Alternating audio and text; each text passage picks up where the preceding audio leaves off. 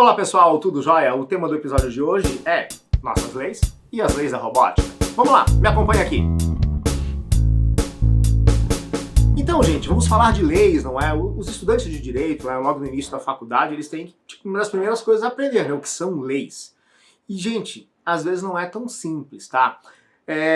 Mesmo para quem não estuda faculdade de direito ou para um concurso público que for, mesmo para quem não se interessa pelo mundo jurídico, é interessante pelo menos saber o que são as leis, saber qual é a função das leis e talvez até saber como as leis são feitas, mas isso já seria um outro vídeo mais técnico, né, sobre o processo legislativo. Tem alguém fazendo uma obra aqui, mano, tem alguém martelando, velho. Porra.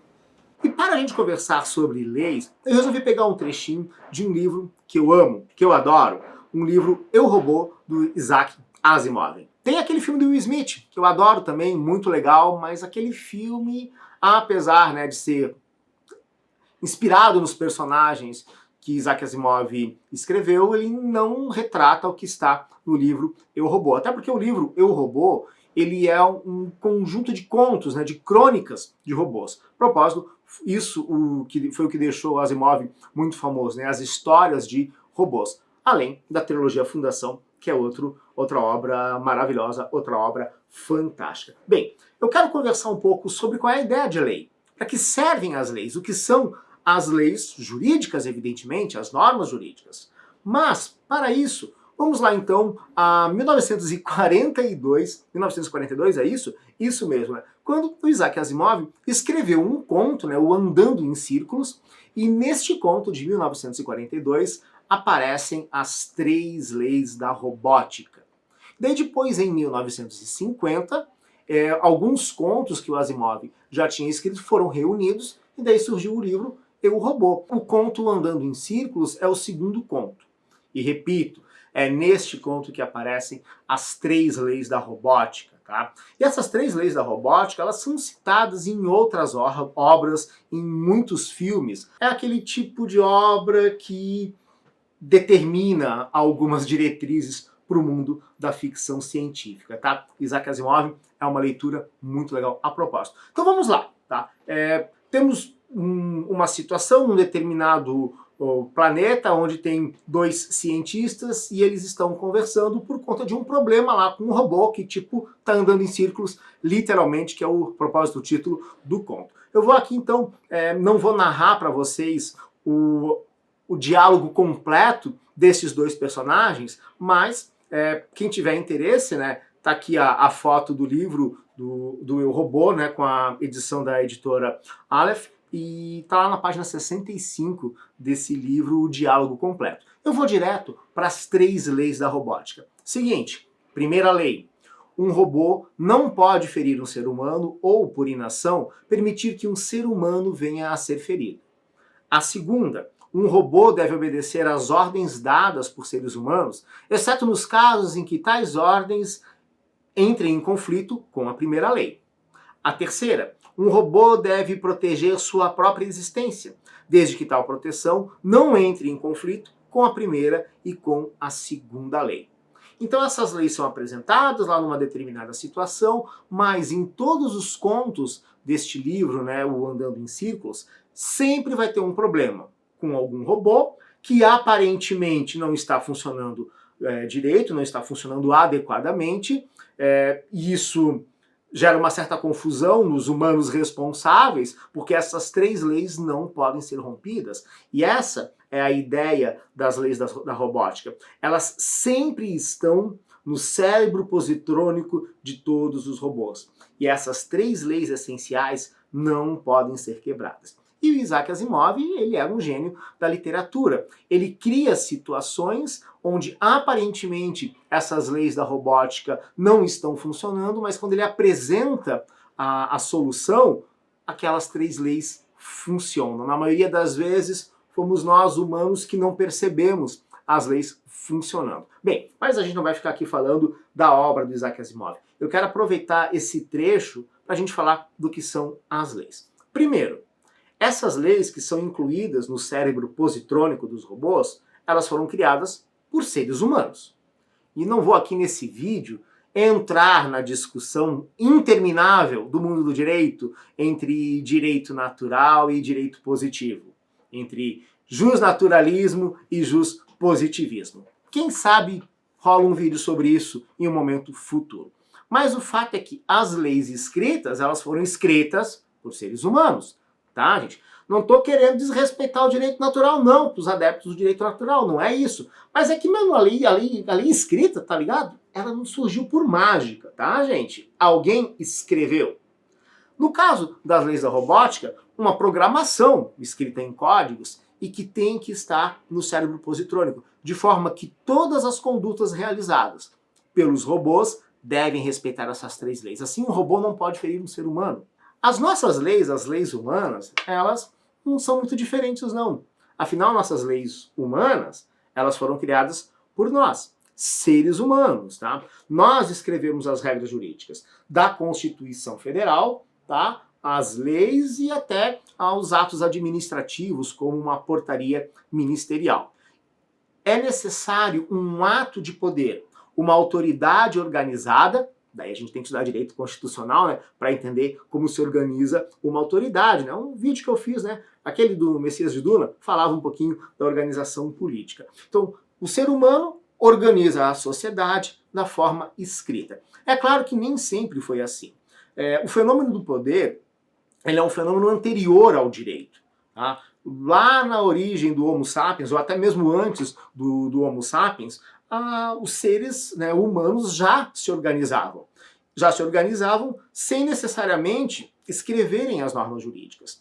Mas, sem uma organização, sem uma distribuição de funções numa tribo, as tribos não conseguiriam se sustentar, não conseguiriam se manter, e daí a espécie humana não conseguiria evoluir. Em dado momento da história, nós achamos por bem escrever estas regras. Até porque, para comunicar de forma mais fácil, daí viria toda uma conversa sobre a história do direito. Que vem primeiro, né? O direito ou a sociedade? Outra pergunta interminável. O fato é que, onde há relações sociais, é necessário uma forma de organização social. E o direito é um grande instrumento de organização social. Nem sempre o direito reflete os fatores reais de poder, né? Isso, para quem gosta de direito constitucional, sabe que isso daí tem a ver com Ferdinand Lassalle, né? Os fatores reais de poder e a Constituição escrita, que é só uma folha de papel. Mas, sempre que pretendamos organizar, é adequado divulgar essa organização. Legal, gente? Bem, as leis humanas escritas, elas basicamente têm 3 caminhos, tá? Um caminho seria estipular regras de conduta, outro caminho, estipular organização de órgãos públicos, e também temos as normas jurídicas, que daí já não são regras, são normas jurídicas, que declaram princípios. Deixa eu pegar alguns exemplos aqui para vocês. Por exemplo, no artigo 121 do Código Penal, tem lá uma frase: matar alguém, pena, reclusão de 6 a 20 anos, se for um homicídio simples, né? Ou reclusão de 12 a 30 anos na forma qualificada deste crime. Essa regra determina que, se você matar alguém, ou seja, se a conduta que você pratica se encaixa na previsão da norma jurídica, resulta numa determinada sanção. Vamos lá no Código Civil, artigo 481. Pelo contrato de compra e venda, um dos contratantes se obriga a transferir o domínio de certa coisa a outro e pagar-lhe certo preço em dinheiro. Esse artigo 481 do Código Civil, ele me diz como é feito um contrato de compra e venda, tá? Alguém se obriga a transferir o domínio, a propriedade de alguma coisa, o outro a pagar o preço que foi convencionado. Então, seja o artigo 121 do Código Penal, que tipifica o crime de homicídio, seja o artigo 481 do Código Civil, que tipifica o contrato de compra e venda, o que é que nós temos aqui? Uma regra de conduta. Temos uma previsão em abstrato, tá? Uma previsão normativa, uma previsão legal, uma hipótese, como alguns vão falar, né? Uma hipótese de incidência, tá? Uma regra, uma abstração de algo que, se acontecer no mundo real, vai gerar um efeito jurídico. Então, por favor, não vai matar ninguém, tá, gente? Não quero transformar aqui o artigo 121 no Código Penal no exemplo aqui final para entender regra de conduta. Vamos no contrato de compra e venda, tá? Nesse momento, se você não está realizando nenhum contrato de compra e venda, você não está realizando a previsão que está na norma jurídica. Quando você vai comprar algo, e isso que está na norma é realizado no mundo real, daí nós temos o efeito jurídico resultante do contrato de compra e venda. E regra de conduta, portanto, é isso, tá? Imaginar, prever o que as pessoas vão realizar. Se elas realizarem, determinado efeito surge. Então note que escrever leis é tentar prever soluções. Qual é a solução que eu quero para uma compra e venda? Ora, a solução que eu quero é transferência de domínio, pagamento do preço. Qual é a solução que eu quero para o crime de homicídio? Poxa, a prisão da pessoa, tá? Por até 30 anos, no caso do homicídio qualificado. Mas as normas jurídicas, elas também podem apenas organizar órgãos públicos. Por exemplo, artigo 45 da Constituição Federal. A Câmara dos Deputados compõe-se de representantes do povo eleitos pelo sistema proporcional em cada estado e em cada território e no Distrito Federal. O artigo 101 da Constituição Federal. O Supremo Tribunal Federal compõe-se de 11 ministros, escolhidos dentre cidadãos com mais de 35 e menos de 70 anos de idade, de notável saber jurídico e reputação ilibada. Esses dois artigos, eles não estão determinando uma regra de conduta. Eles estão determinando uma organização de um órgão público, no caso, a organização básica da Câmara dos Deputados, a organização básica do Supremo Tribunal Federal. Então, nota a ideia. De um lado eu tenho uma regra que me diz uma forma de conduta, como devo me conduzir, e geralmente, se eu não me conduzir da forma dita pela lei, alguma sanção vai surgir, certo? E temos outros tipos de regras que apenas organizam. Olha, a Câmara dos Deputados é formado por representantes do povo eleitos num sistema proporcional. O Supremo Tribunal Federal é formado por 11 ministros e ministras. Legal, gente? Regras de conduta e de organização. Mas às vezes as normas jurídicas, elas declaram princípios. Por exemplo, artigo 1º da Constituição Federal. A República Federativa do Brasil, formada pela união indissolúvel dos estados e municípios e do Distrito Federal, constitui-se um Estado democrático de direito e tem como fundamentos, daí pula no inciso 3, a dignidade da pessoa humana. A dignidade da pessoa humana não é uma regra de conduta, nem a organização de um órgão público. Essa expressão dignidade da pessoa humana é um dos grandes princípios do nosso sistema jurídico. Poxa, será que vale a pena fazer um vídeo comentando um pouquinho metafísica dos costumes de Kant, né, para entender a origem dessa expressão dignidade da pessoa humana? Acho que vale num momento futuro, tá? Mas aqui ficou um exemplo de uma norma jurídica, uma norma constitucional, que declara um grande princípio do nosso ordenamento jurídico. Então, as normas jurídicas, sejam as regras de conduta, de organização, ou as que declaram princípios, né, as normas que declaram princípios, são previsões de como deve ser a nossa sociedade.